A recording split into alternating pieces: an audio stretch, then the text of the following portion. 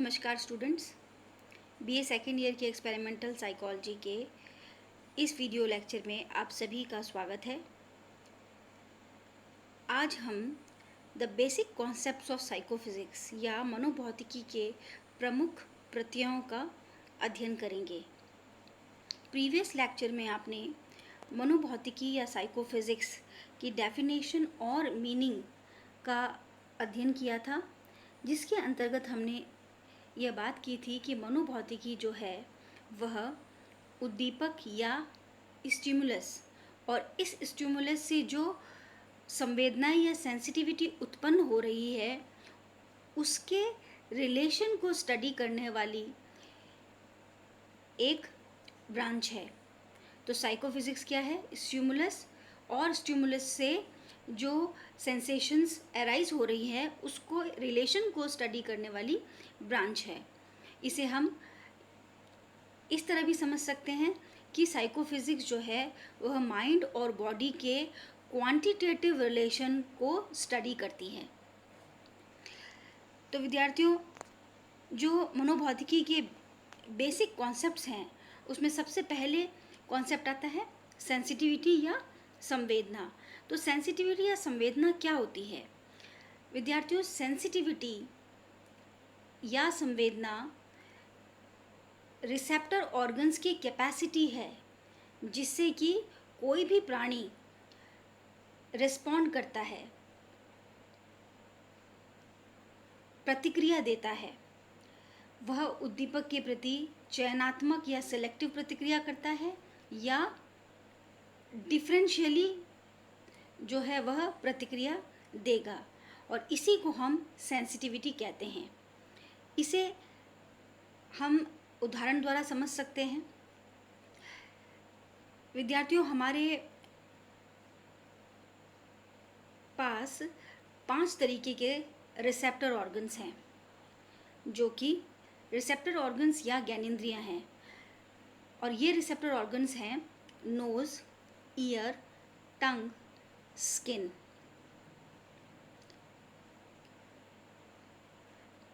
और विजन या आइज़।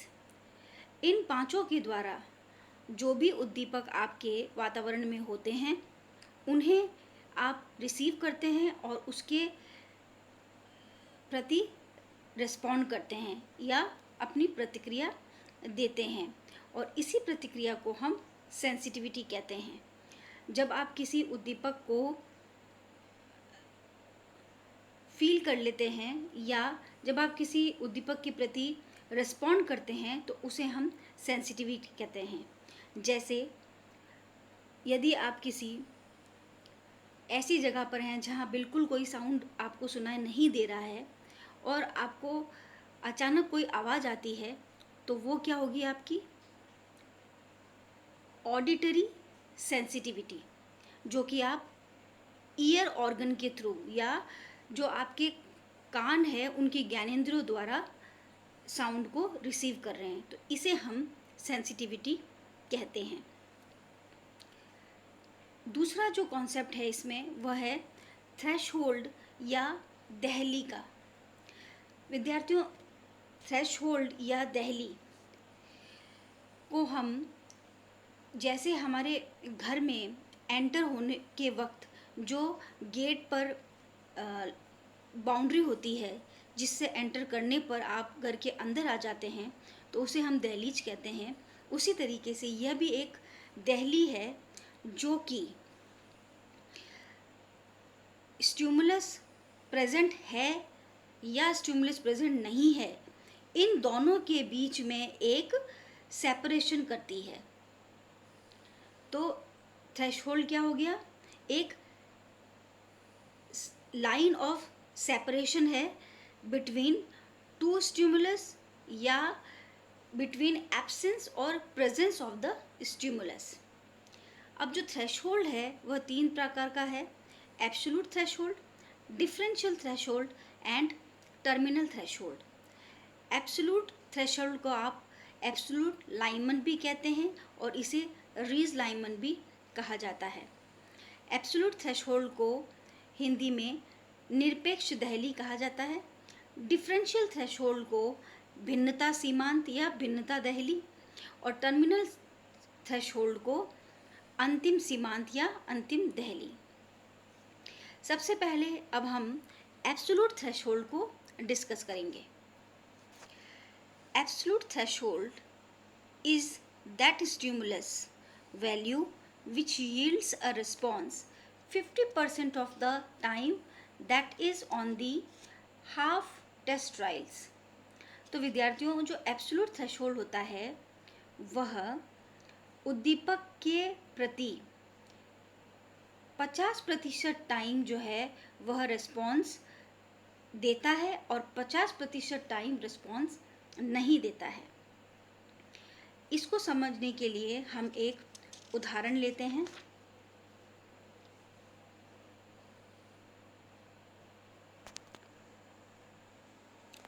मान लीजिए आपको कोई एक आवाज़ सुनाई जाए और उस आवाज़ की जो इंटेंसिटी या तीव्रता है वह इतनी कम है कि आपको बिल्कुल सुनाई ना दे। धीरे धीरे जब हम उसकी इंटेंसिटी या तीव्रता को बढ़ाएंगे तो एक ऐसा पॉइंट आएगा जहां आपको वो आवाज़ सुनाई देने लगेगी। तो वो जो पॉइंट है जहां आपको वह आवाज़ थोड़ी सुनाई दी, उस पॉइंट को या उस वैल्यू को हम एब्सोल्यूट थ्रेशोल्ड कहेंगे। जहाँ पर या उस जिस पॉइंट पर आपको वो आवाज़ सुनाई दे रही है, तो उस पॉइंट पे आप 50% टाइम तो आप ना कहेंगे कि आपको आवाज़ सुनाई नहीं दे रही है, लेकिन जैसे ही वो पॉइंट आएगा उसके अबव आप जैसे ही पहुँचेंगे, उसके ऊपर जैसे ही आप जो साउंड है उसकी इंटेंसिटी को बढ़ाएंगे तो आप यस का रिस्पॉन्स देंगे कि आपको आवाज़ सुनाई दे रही है।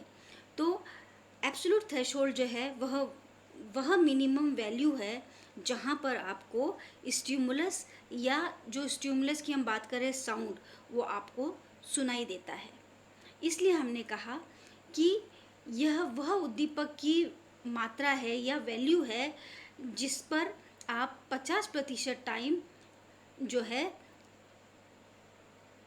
एब्सेंस का रिस्पॉन्स देते हैं और 50% आप प्रेजेंस का रिस्पॉन्स देते हैं। दूसरा कॉन्सेप्ट जो है साइकोफिजिक्स का वह है differential threshold. The differential threshold is defined as that is stimulus difference which gives rise to a judgment of difference 50% of the time। अब यहाँ पर भी विद्यार्थियों आप नोटिस करेंगे कि हमने ये कहा कि यह उद्दीपक की वह मात्रा है, यह स्टिमुलस की वह वैल्यू है जहाँ पर आप 50% ऑफ द टाइम डिफरेंस को, जो डिफरेंस आप उद्दीपक के बीच में या उद्दीपक की इंटेंसिटी के बीच में महसूस कर रहे हैं, उस पर जजमेंट यस का देंगे और 50% टाइम नो का देंगे। इसे भी हम एग्जाम्पल के द्वारा समझ सकते हैं। जैसे जब भी आप कभी ड्राइव कर रहे होते कार में और आपको एक 2 डेसिबल पे मान लीजिए कि कोई गाना चल रहा है, तो वहाँ पर आपको जो साउंड सुनाई दे रहा है गाने का वह 2 डेसिबल पे है, तो वह एक मिनिमम वैल्यू होगी जहाँ आपको सुनाई दे रहा होगा। लेकिन अगर हम उसे धीरे धीरे बढ़ाकर 2 के जगह 4 डेसिबल पे ले जाएं, तो अचानक आपको क्या लगेगा कि इसका साउंड जो है पहले से बढ़ गया है। तो ये जो वैल्यू है जहाँ आपने डिफ्रेंशिएट किया पहले वाले साउंड के साथ और जो बाद में साउंड आ रहा है जिसमें आप कह रहे हैं कि इसकी आवाज़ पहले से तेज हो गई है, तो ये जो मिनिमम वैल्यू है डिफरेंस की, उसे हम डिफरेंशियल थ्रेशोल्ड कहते हैं। यहाँ पर भी आपका रिस्पॉन्स 50% ऑफ द टाइम जो है डिफरेंस का शो करेगा और 50% ऑफ द टाइम डिफरेंस का शो नहीं करेगा। तो ये हो गया डिफरेंशियल थ्रेशोल्ड। लास्ट कॉन्सेप्ट जो है वह है टर्मिनल थ्रेशोल्ड्स। थ्रेशोल्ड में लास्ट जो कॉन्सेप्ट है वह है टर्मिनल थ्रेशोल्ड। या अंतिम सीमांत। The terminal threshold is the level beyond which a stimulus is no longer detected. This is the point where the sensory stimulus is so strong the sensory receptor no longer detect the stimulus। तो ये जो terminal threshold या अंतिम सीमांत वह value है जिसके बाद में अगर हम स्टिमुलस की इंटेंसिटी को बढ़ा दें तो हमारे सेंसरी ऑर्गन्स जो है उस स्टिमुलस को रिसीव नहीं करेंगे, और अगर करते हैं तो वह जो सेंसेशन है वह हमें पेन करना शुरू कर देगी। जैसे अगर साउंड को जो हम सुना रहे हैं उसको अगर एक लिमिट से बियॉन्ड कर देंगे तो कई बार जो ये साउंड होता है उससे कान के पर्दे जो हैं वो भी फटने के चांसेस हो जाते हैं। तो ये वह वैल्यू है जहाँ पर आपके सेंसेस जो हैं वह स्टिमुलस को या सेंसिटिविटी को रिसीव नहीं करते हैं। इसे हम टर्मिनल थ्रेशोल्ड कहते हैं। तो विद्यार्थियों, आज आपने साइकोफिजिक्स के कुछ बेसिक कॉन्सेप्ट्स का अध्ययन किया। अगले अध्याय में हम साइकोफिजिकल मेथड्स और जो साइकोफिजिक्स के कॉन्सेप्ट्स रह गए हैं उनका अध्ययन करेंगे। सभी विद्यार्थियों को इस वीडियो लेक्चर को देखने और सुनने के लिए धन्यवाद।